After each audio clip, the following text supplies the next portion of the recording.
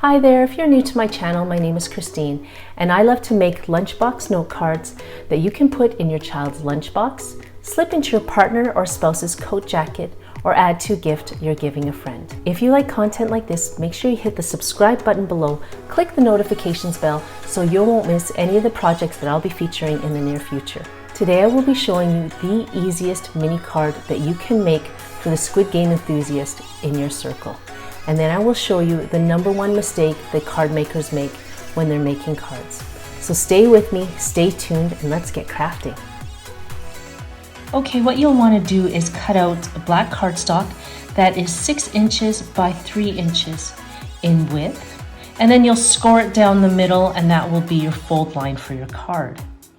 It will fit perfectly into the Recollections envelope that I use all the time. What I typically will do is use the Jelly Roll Sakura in white to write on colored cardstock.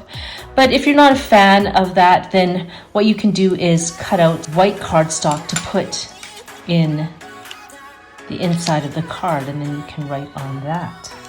So I'm using this paper block pad that has a multitude of different colors that have great shimmer to it. So it just adds a little bit of oomph to a very simple but interesting design.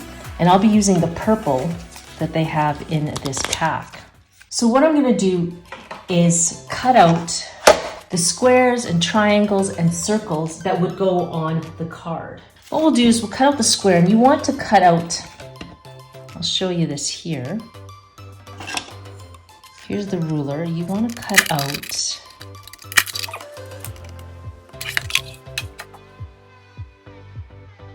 I'm going to be using the Trendy triangles by My Favorite Things. It also comes with matching dies. There are larger triangle dies, but the one I'm going to be using is the smaller one. In the Squid Game, they like to use the same colors, so they'll probably put their circles like that and like that. However, I find it doesn't pop on the card. So what I'm going to do, so that you kind of get that image popping off the card, is I'm going to use a lighter purple. And you know what? This punch is perfect for that. All you do is you punch the smaller circle first, and then you go in and punch the larger circle. There you go. And that will sit on top of there.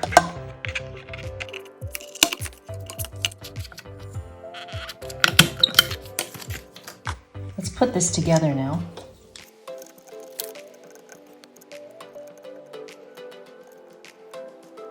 And there you have it. There's your Squid Game card. You can put the insert in the middle.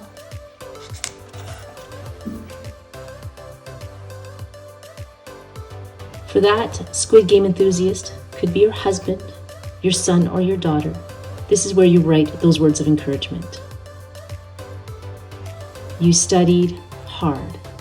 Now go and crush that exam. Love, Mom.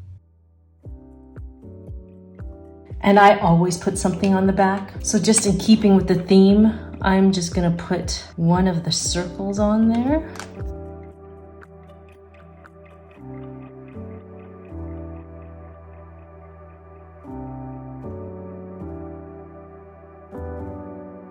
Okay, the biggest mistake that crafters make, specifically card makers, is not stepping out of their comfort zone and creating something that is age appropriate or season appropriate. I'll be honest with you, I am that crafter. I love things with balloons, cupcakes, mini elephants. I love anything that elicits a very positive response. There's no way that they would open up a card at school knowing it's for Mom and it's most likely an elephant or balloon. So I thought I would step out of my comfort zone.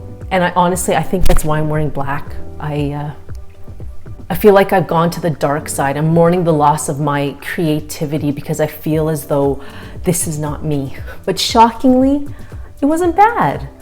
I actually made a Squid Game card that is cute, still cute, and elegant, but my kids would not be afraid or embarrassed to open it up at school.